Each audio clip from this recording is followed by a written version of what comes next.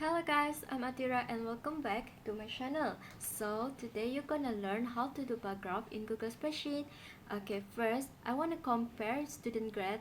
So I write A, B, C, D here in column A, B, C, D.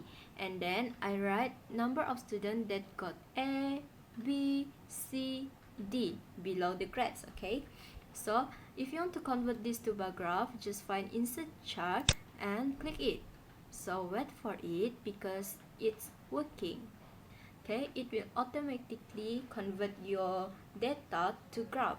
Okay, it's easy for you. Okay, like this.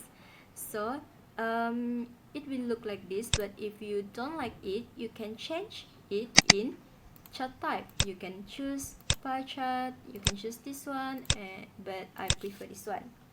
Okay, and then you can change the setup also, but I will let it like that, and I will go to customize. Okay, go to charge and exist title. So I want to write student grade for my title.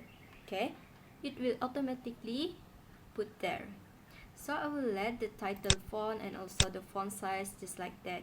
Okay, and then if you want to change the horizontal title, just go to chart and exist title and change to horizontal exist title.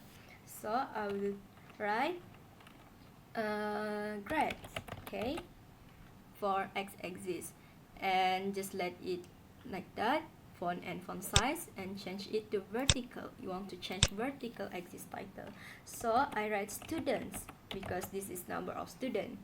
Okay, just number of students, and I will let the title font and title font size just like that. Okay, and then I will go to series.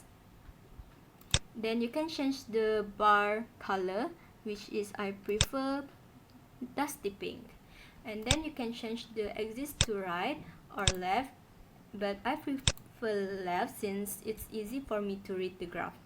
Okay, and then this is horizontal axis and vertical axis setting.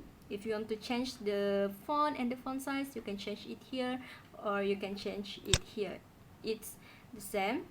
Okay, and then I will go right to the grid liners and ticks.